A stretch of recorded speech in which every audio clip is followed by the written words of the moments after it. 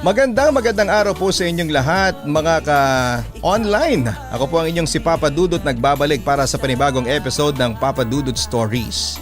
Maraming pong salamat sa inyong walang sawang suporta at magandang mga komento na aking pong nababasa sa mga previous episodes natin. Huwag kalimutan na mag-subscribe po kayo. Aside from watching our episodes, mas maganda na kayo po ay mag-subscribe at pindutin ang notification bell para kayo po ay updated sa mga latest post ng inyong si Papa Dudut. Sa ating kwento ngayong araw ay mapapakinggan po natin ang panibagong kwento na pinadala ng ating sender for today. Sa mga nais magpadala ng kwento, ipadala lamang yan sa papadudutstories@gmail.com. Ang tunay na pagmamahal ay marunong maghintay sa tamang panahon. Pero lahat na naghihintay ay marunong mapagod sa paglipas ng mga taon. Hindi naman kasi lahat ng nagmamahal ay minamahal din pabalik. Kaya lang minsan dahil akala mo hindi ka kayang mahalin ng taong mahal mo ay tumatahimik ka na lamang at magmamahal ng malayo. Pero dahil sa pagtahimik mo, hindi mo napapansin na may espesyal na rin pala siyang pagtingin para sa iyo. At bago mo pa malaman yon, siya naman ang pagod na hanggang sa matutunan na niyang magmahal ng iba.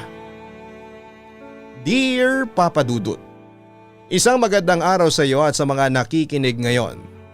Jessie na lamang ang itawag mo sa akin. 27 years old na ako ngayon. Sumulat ako hindi para humingi ng payo sa inyo dahil alam ko naman na masyado ng huli para sa akin ang lahat. Sumulat ako sa inyo para magbahagi nitong kwento kong hindi masyadong madrama pero kapupulutan naman ng aral ng mga nakikinig ngayon. High school pa lamang ako ay mag-best friend na kami ni Charisse at kahit na magkaiba kami ng kurso na kinuha ng magkolehiyo kami ay palagi pa rin kaming magkasama. Nakaugalian ko na nga rin pala siyang tawagin na pangit kahit parang ako lang yata ang nakagagawa noon. Sa 4 na taon kasi naming magkasama sa high school ay palagi siya ang napipili at nananalong muse. At bilang best friend niya, ako naman ang napipili na maging escort niya. Natutuwa nga ako kapag binibiro kami noon ng mga kaklase namin na mas bagay kaming mag-boyfriend at girlfriend kesa mag-best friend lamang. Tapos susundan nila ng tanong na bakit kasi hindi ko pa siya ligawan. Ako naman ngingiti lang noon, Papa Dudut. Paano noong nagsabog yata ang Diyos ng katorpehan at kaduwagan sa mundo ay enjoy na enjoy akong sinasalo ang lahat ng yon. Kaya ayon, at nakarating na kami ng 4th year college ay hanggang sa mga tingin lamang ang kaya kong gawin para sa kanya. Hay pangit!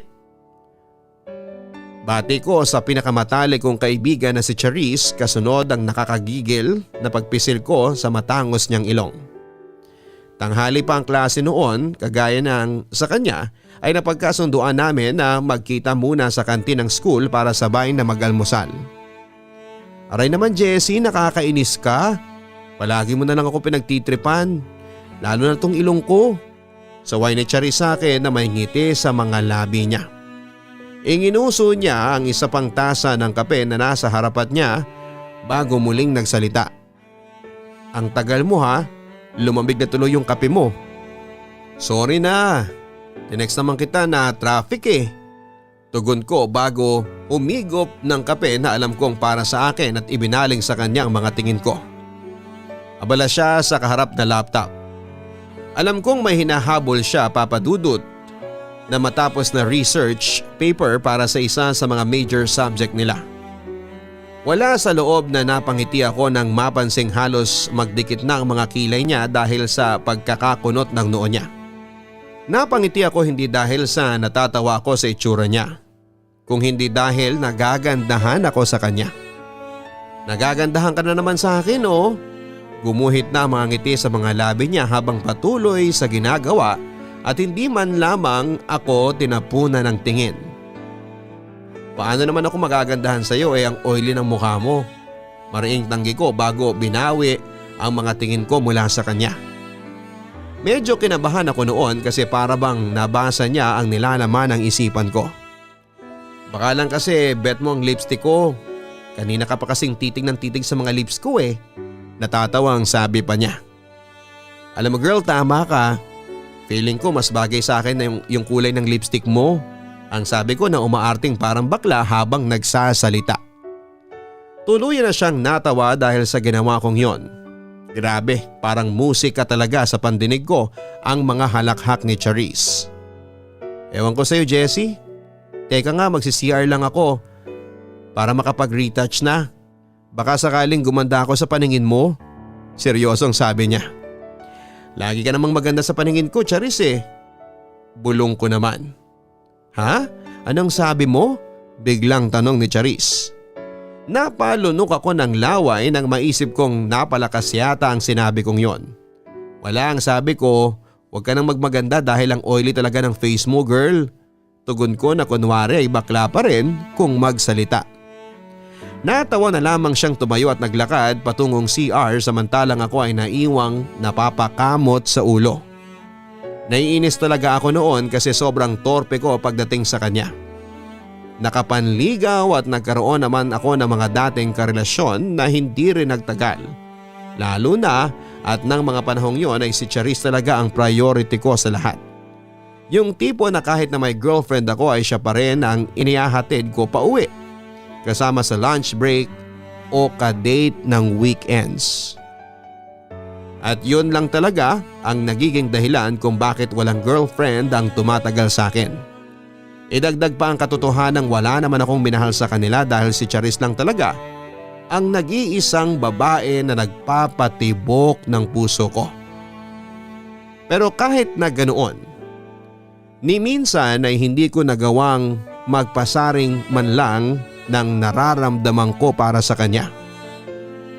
At ni minsan noon ay hindi ko rin nagawang umamin sa kanya tungkol sa tunay na nararamdaman ko.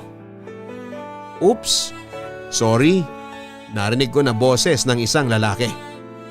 Muli akong napatingin kay Charisse na noon ay naglalakad nang pabalik sa lamesa namin. May nakabungguan kasi siyang lalaki na batid kong mas gwapo sa akin. Nang mga oras na yon ay hindi ko na kaagad gusto ang nakikita kong titig niya sa mukha ni Charisse. It's fine, narinig kong sabi ni Charisse sa lalaki bago muling nagpatuloy sa paglalakad pabalik ng pwesto namin. Hindi nakaligtas sa pansin ko ang pagsunod ng tingin ng lalaki sa kanya hanggang sa makaupo na si Charisse sa katapat kong upuan. Sino yun? Ewan, pamilyar siya pero hindi ko naman siya kilala. Ikaw naman Jessie, nagsiselos ka kaagad? Pabirong sabi ni Charisse. Mas mukha pa yung bakla sa akin yun eh. Saka isa pa pangit. Wala namang dahilan para magselos ako no? Sabi ko sa kanya. Ayun na naman ako, nagde-deny ng feelings para sa kanya. Sabi mo sagot ni Charisse kasunod ang mahinang pagbuntong hininga niya. Ganon madalas ang routine namin ni Charisse araw-araw sa school papadudot.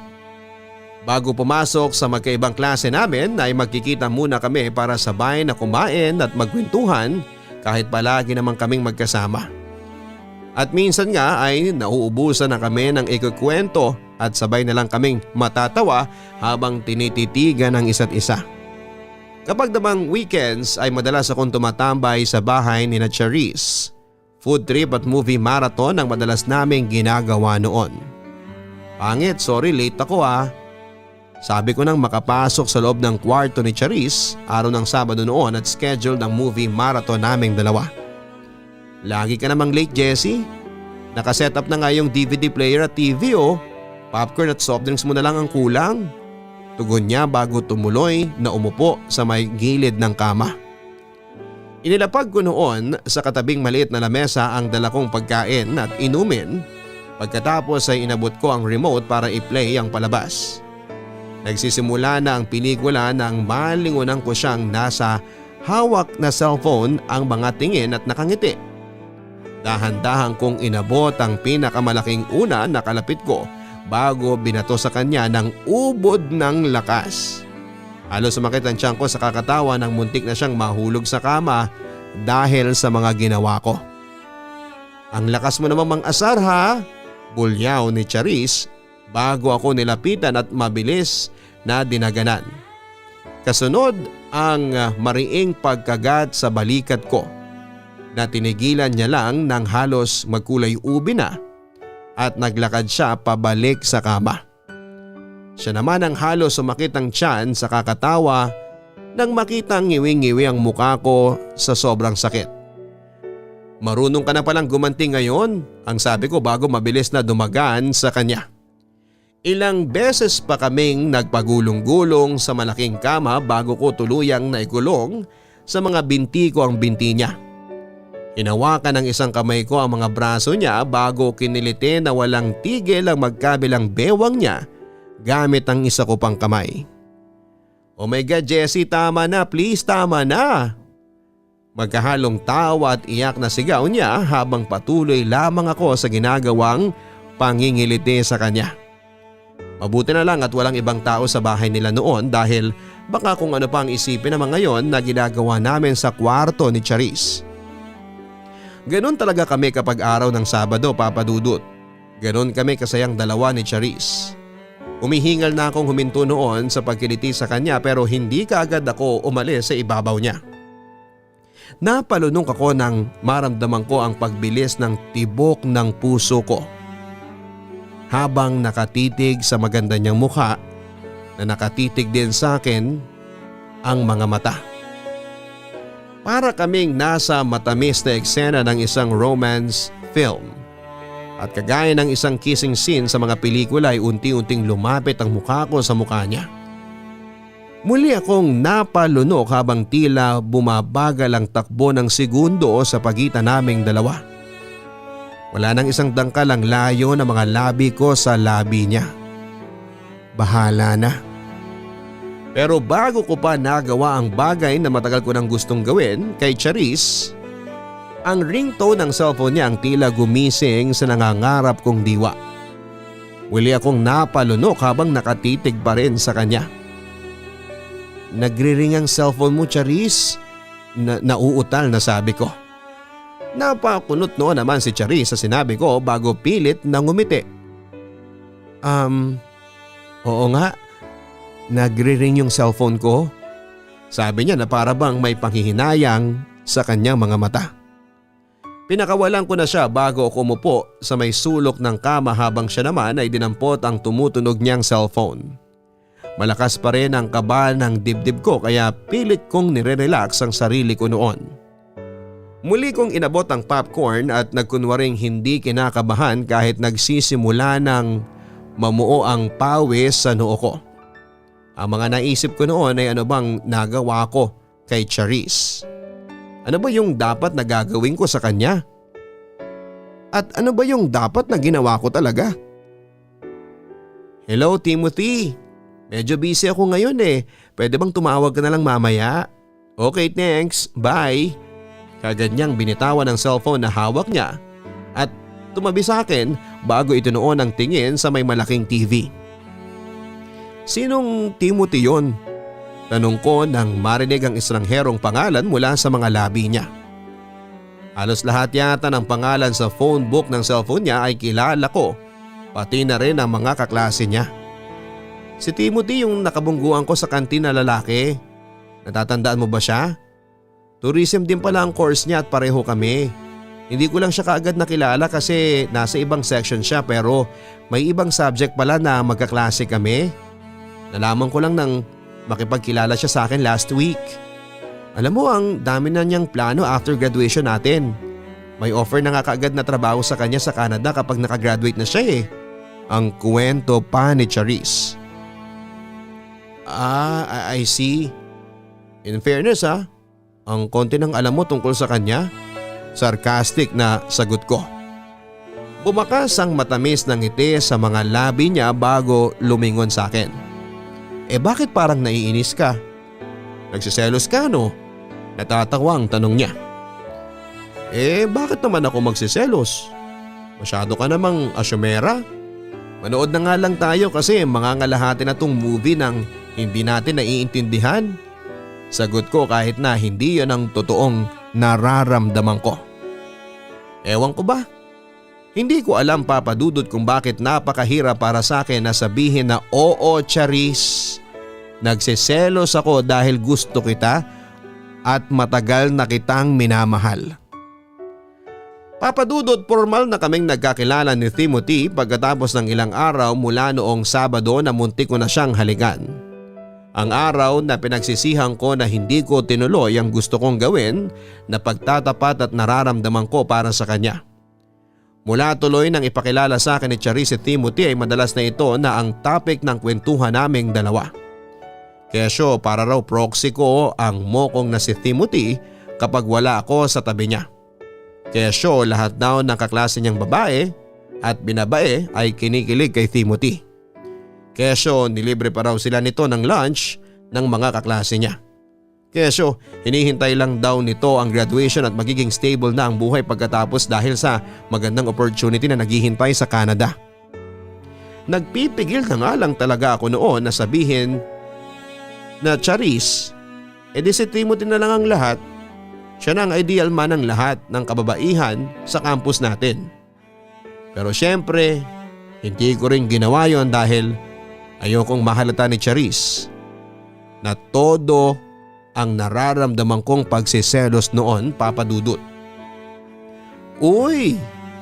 Mula sa tasang wala ng laman ay napataas ang tingin ko sa mukha ni Charis na kumulbit sa akin. Bakit? Tanong ko. Anong bakit? Ako nga dapat ang nagtatanong kung bakit kanina mo pang tinititigan yung tasa mo. Gusto mo bang ibili kita ulit ng kape? Nagtatakang tanong niya. Natawa ko, hindi dahil sa mga sinabi niya, kung hindi dahil sa sarili ko. Ang tagal ko na nga namang nakatitig sa tasang kaharap ko habang panay ang kwento niya tungkol kay Timothy. Hindi na. Baka kabagan na ako sa kakakwento mo kay Timothy sa kakainom ko pala ng kape? Sagot ko. Okay, sabi mo eh. Oo nga pala may sasabihin ako, ang wika ni Charis. Hindi ko alam kung bakit unti-unting bumakas ang kaseryosohan sa mukha niya. Ano yun? Tanong ko sa kanya. Maliligaw na raw sa akin si Timothy, kaagad na sagot niya. Napalunok ako sa mga sinabi niya. Sabi na sa panliligaw din ni Timothy mapupunta ang lahat ng pangyayaring yon. Okay, tipid na sagot ko sa kanya. Okay? Ulit ni Charis na nakakunot noo. Oo okay. Sabi ko na sinabayan ko ng pagtango. You mean okay lang sa'yo? Muling tanong niya. Hindi yun ang unang beses na may nanligaw kay Charis pero hindi ko alam kung bakit parang may kakaiba ng mga oras na yon. Oo naman, kailan ba naman hindi naging okay sa akin ang maligawan ka? Hindi naman ako ang daddy mo para pagbawalan ka? Natatawang sagot ko. Sabi ko nga, bakit ba tinatanong ko pa kung okay lang sa'yo? May konting inis akong nabakasan sa boses niya nang sinabi niya yon. Sabay kaming napalingon sa tumunog niyang cellphone na nasa ibabaw ng lamesa. Nakita ko ang pangalan ni Timothy ang tumatawag sa kanya. Kaagad namang inabot ni Charis ang cellphone at sinagot ang tawag na yon. Hello Timothy? Ngumiti pa siya nang sagutin ang tawag. Nandito kami ni Jessie sa kantin. Sige ayos lang. See you, bye. Ang sabi ni Charis sa kausap niya. Naiinis ako sa mga narinig kong pag-uusap nila. Naisip ko noon na may mali. May mali sa mga nangyayari at may mali sa akin. Sorry for being cold, Charis. I mean, wala kasi ako sa mood kanina dahil doon sa isang professor namin. May klase ka ba? Tara, nood tayo ng movie. Treat ko. Pagyaya ko sa kanya. Ha? Papunta na kasi si Timothy Nasa may engineering building lang daw siya at niyayaya ako manood ng stage play mamaya. Sagot niya.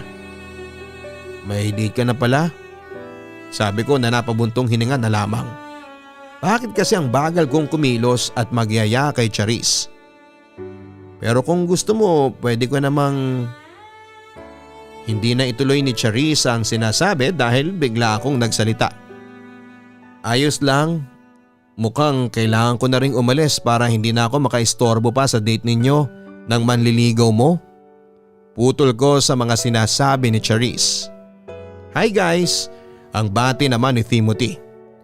Palihim akong napabuntong hininga, Papa Dudut, bago nilingon ang bagong dating na si Timothy. Kung anong bilis pumorma ng lalaking yon sa best friend ko ay yun ding bilis niyang maglakad mula sa engineering building papunta sa kantin kung nasaan kami noon ni Charis. Ni hindi man lang ako hinintay ng mokong na yon na makaalis. Ay pare, may lakad daw kayo ni Pangit? Tanong ko. Pangit? Si Charis? Oo, kaibigan ko kasi ang nagdirect ng stage play kaya nagkaroon ako ng complimentary tickets. Gusto mo bang sumama? Ang yaya niya sa akin. No thanks, may ibang lakad din kasi ako eh. Sige, ikaw munang bahala kay Pangit ha. O Pangit, una na ako sa inyo. Bye. Hindi ko na hinintay na makasagot alinman kina Charis at Timothy. Ganon din naman yun, Papa Dudut. Sila pa rin ang magkasama dahil sa kaduwagan at katorpehan ko. Tumagal ang panliligaw ni Timothy sa kanya ng ilang araw, Papa Dudut. Araw na naging linggo, linggo na naging buwan hanggang sa maramdaman kong unti-unti nang nananakaw ni Timothy ang oras ni Charis mula sa akin. Unti-unti na niyang nananakaw ang best friend ko na matagal ko nang minamahal. Hanggang sa makaramdam na ako ng sakit. Yung totoong sakit lalo na sa mga oras na magkasama silang dalawa. Sakit na nagpa-realize sa akin na kailangan ko nang aminin kay Charis ang lahat. Bahala na kung anong magiging sagot niya sa akin. Bahala na kung ano man ang kahihinatnaan ng lahat. Bahala na kung mawala man ang friendship na napakatagal ko nang iniingatan. Charis, ang tawag ko sa pangalan niya kahit kasabay ko lang siyang naglalakad palabas ng campus. Maraming puno ang nakapaligid sa amin noon kaya malamig ang hanging dumadampi sa mga balat namin. Nadulot na rin ng dapit hapon na oras.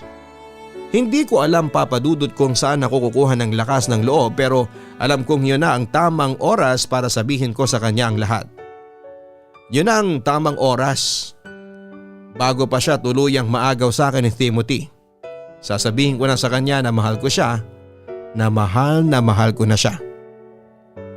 Magsasalita na dapat ako noon at magtatapat na dapat ako kay Charis ng mga oras na yon. Pero biglang may musikang tumunog hindi kalayuan mula sa kinatatayuan naming dalawa ni Charis. Hindi ko alam kung saan nanggaling ang mga estudyanteng bigla na lang sumulpot sa harapan namin at kinakanta ng live ang paboritong kanta ni Charis. Ang ilan sa kanila ay tumutugtog ng gitara at flute na lalong nagpaganda ng musika. Kung hindi ako nagkakamali, sila ang miyembro ng choir ng campus namin. At kung paanong humalo ang mga petals ng rosas sa mga dahon ng punong bumabagsak sa paligid namin ay hindi ko na rin po alam. Timothy? Bulong ni Charis nang sabay naming makita si Timothy na naglalakad palapit sa amin. Tila may sariling isip ang mga paa ko na naglakad pa atras at nagbigay ng spasyo para sa matamis na eksena sa pagitan ni Charis at nang papalapit na si Timothy. Sinabayan nito ang pagkantang ginawa ng mga choir na nasa malapit sa amin. Ang ganda rin pala ng boses ng mokong kapag kumakanta. Nakakainggit at nakakapangliit talaga. Lumuhod na si Timothy sa harap ni Charis bago inabot ang isang bouquet ng roses. Saglit na tumigil ang musika kasunod ng pagtikhim ni Timothy na tila inihahanda ang sarili sa mga susunod na salitang bibitawan niya. Charis, would you be my girlfriend? Tanong ni Mokong. Napansin kong nagsisimula ng maiyak si Charis sa kilig, sa tuwa, hindi ko na alam, Papa Dudut. At hindi ko na kayang mag-isip pa ng mga oras na yon dahil yun na talaga ang pinakamasakit na oras na hinihintay ko. Ang eksena na alam kong dapat ay para sa aming dalawa ay tuluyan ng naagaw ng isang romantikong lalaki sa katauhan ni Timothy. Tumingin sa akin ang naluluhang mga mata ni Charisse. Matagal na niya akong tinititigan na para bang may hinihintay na marinig mula sa akin. Bibitawan ko pa rin ba ang mga salitang nakaplano ko nang dapat na sabihin sa kanya? Saglit ding nabaling ang tingin ko kay Timothy noon at aaminin ko na mas gwapo na talaga si Timothy kesa sa akin. Mas matalino siya, mas may kaya sa buhay at may mas magandang plano pagkatapos ng graduation namin. Bonus pa na romantiko ito at hindi duwag o torpe na kagaya ko. Silang mas bagay ni Charisse. Silang dalawa at hindi kami ni Charisse. Ibinalik ko na noon ang mga tingin ko sa mukha ng babaeng halos 10 taong ko nang minamahal. Masakit man ngunit pilit kong iginuhit ang ngiti sa mga labi ko. Kasunod ng marahan na pagtango sa kanya. Ngumiti rin si Charisse sa akin bago bumaling ang tingin kay Timothy. Yes, Timothy. Tugon niya kasunod ng marahan na pagtango. Pakiramdam ko papadudot ay nadurog ang puso ko sa naging tugon na yon ni Charisse. Nanlambot ang mga tuhod ko at nanakit ang lalamunan ko dahil sa pagpipigil ng mga luha ko, lalo na nang magyakap na silang dalawa. Noong ko lang naisip na ang sakit pala talaga. Ang sakit na makita ang taong matagal mo nang mahal ay masayang nakayakap na sa iba. Mula ng gabing yon ay sinimulan ko nang ilugar ang sarili ko sa buhay ni Charisse, Papa Dudut. Alam ko kasing hindi na ako ang dapat na sumusundo o naghahatid sa kanya pa uwi ng bahay nila. Hindi na ako ang dapat na kasabay niya kapag lunch break. At hindi na ako ang dapat na nakakadate niya kapag weekend. Naisip ko noon na dapat alam ko na ang lugar ko sa buhay niya. Dahil alam ko na ang papel ko ay bilang best friend lamang niya. Hi Jessie, nag-lunch ka na ba? Tanong sa akin ni Charisse. Kakalabas lang ng professor namin at hinihintay niya talaga ako na lumabas sa classroom namin. Oo, nag-early lunch na ako kanina kasama sina Jamaica. Sagot ko sa kanya. Sina Jamaica na naman? Sila na lang lagi ang kasabay mo? Ni hindi mo man lang sinasagot ang mga text ko. Yung text ko kaninang umaga. Nagbaon kaya ako ng pagkain para sa ating dalawa. May himig ng pagtatampo na sabi niya. Sorry kasi medyo busy lang ako lately. Alam mo naman graduating na kasi tayo. Kainin niyo na lang ni Timothy yung baon mo at baka masira pa. Sige pangit. Una na ako ha, may hahabulin pa kasi ako na special class today. Paalam ko sa kanya bago naglakad palayo. Mahirap na masakit ang ginawa kong pag-iwas kay Charisse, Papa Dudut. Lalo na kapag siyang gumagawa ng paraan para magkita o magkasama kaming dalawa. Pero wala iniisip ko na lang na may boyfriend na siya at best friend niya lamang ako. At sa bandang huli hindi rin naman ako ang makapagpapasaya sa kanya kundi si Timothy lang. Naramdaman ko noon ang pagsunod sa akin ni Charisse. What about merienda? Anong oras ang tapos ng next subject mo? Sabay tayong kumain please? Sunod-sunod na tanong niya. Magkadikit ang schedule ko ngayon May kailangan pa rin kaming ayusin ni Jamaica sa thesis namin. Sige na pangit. Mauna talaga ako sa iyo, bye. Muling paalam ko sa kanya. Ramdam kong nakahatid tanaw siya sa paglalakad ko palayo sa kinakatuyuan niya. Napansin ko rin na lumungkot ang mukha niya nang mabanggit ko ulit ang pangalan ni Jamaica. Pero siguro nga assuming lamang ako. Wala namang dahilan para maging malungkot siya. Walang dahilan para isipin ko na nagsiselo siya.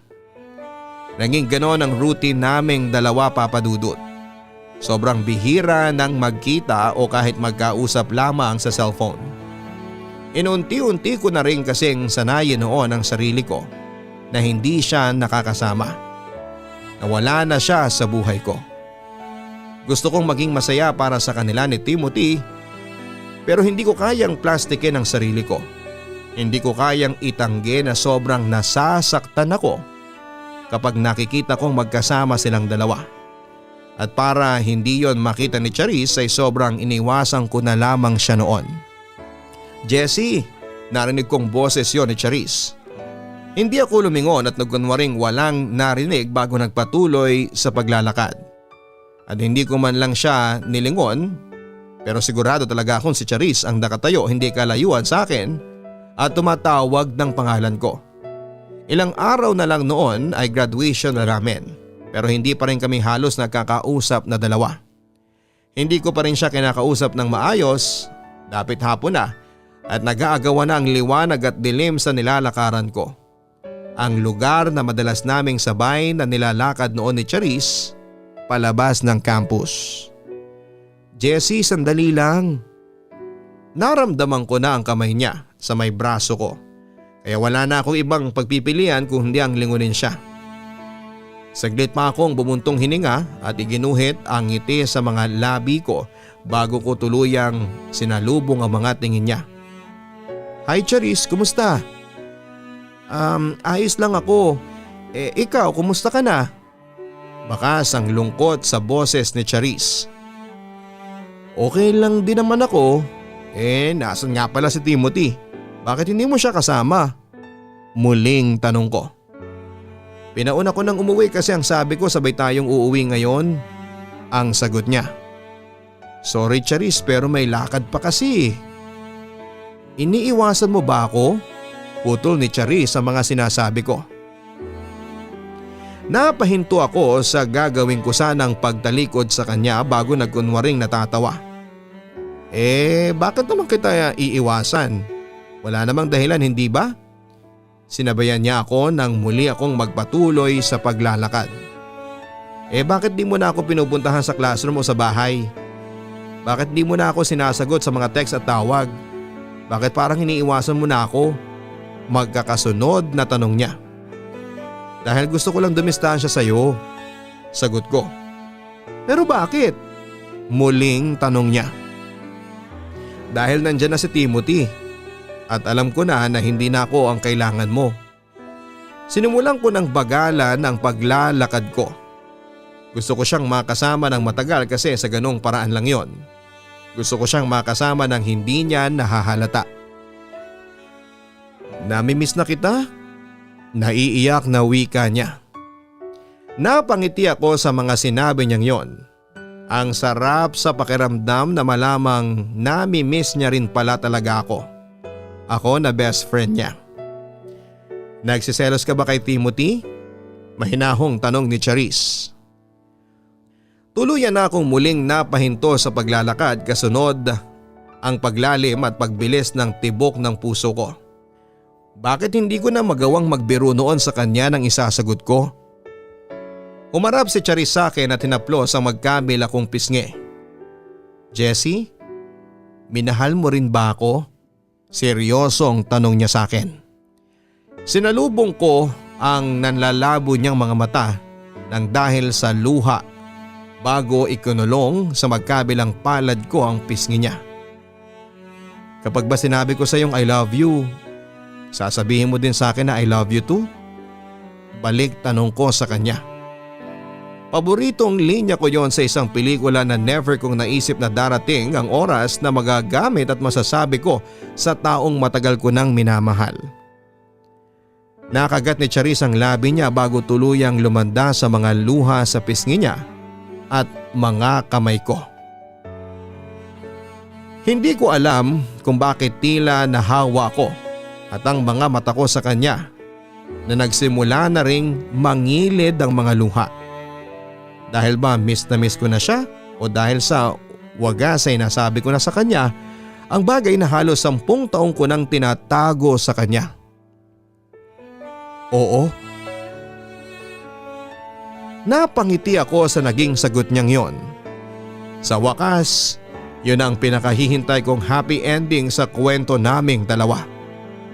Pero bakit parang malungkot pa rin ang mukha niya?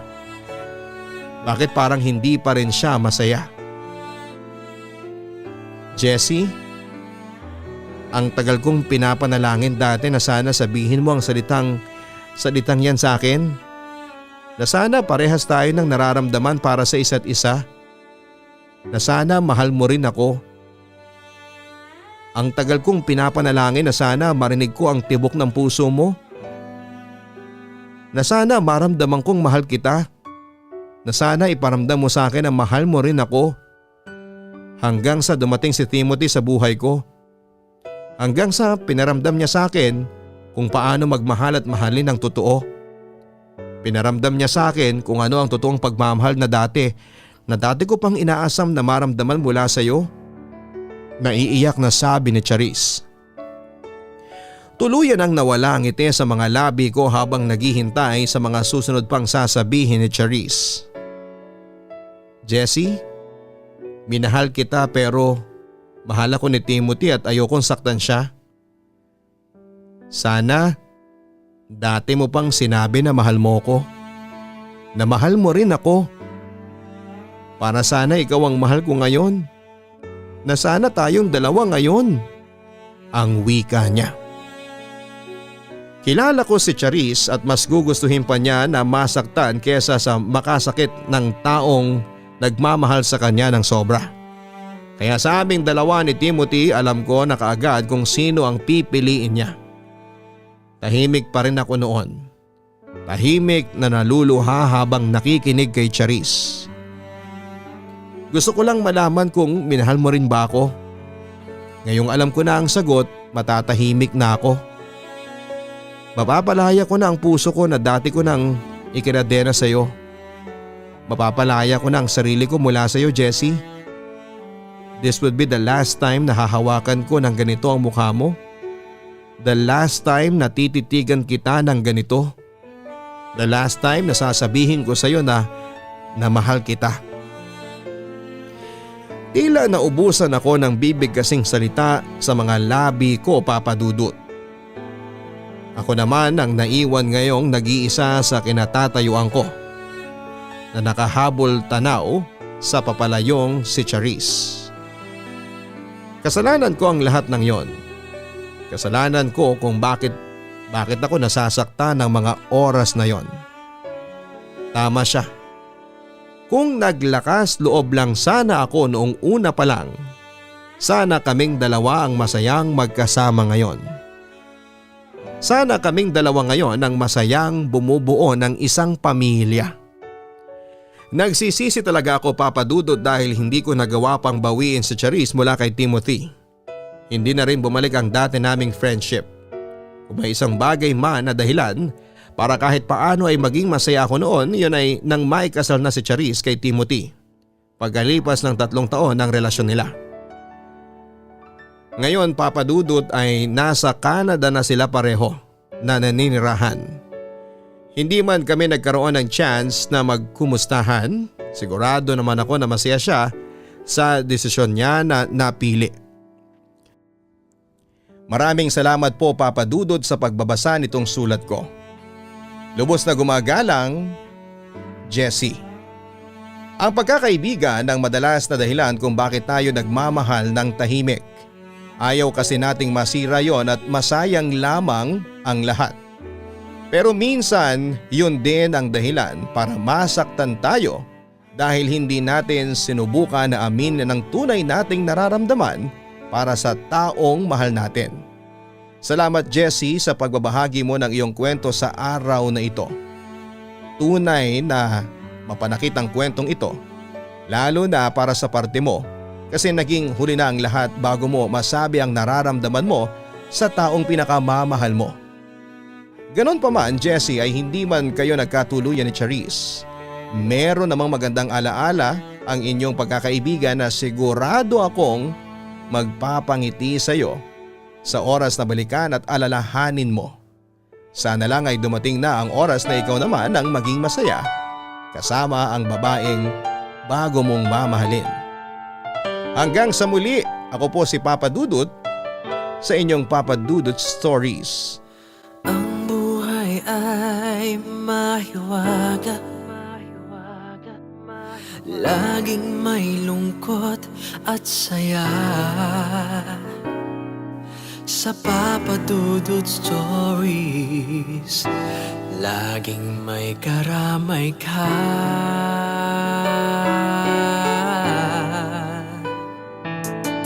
Mga problemang kay bigat, dito ay pakikinggan ka. Sa Papa Dudut Stories, kami ay iyong kasama. Dito sa Papa Dudut Stories, ikaw ay hindi nag-iisa.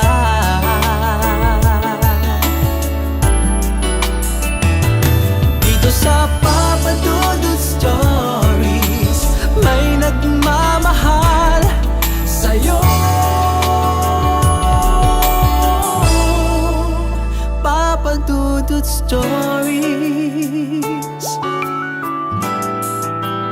Papa Dudut Stories,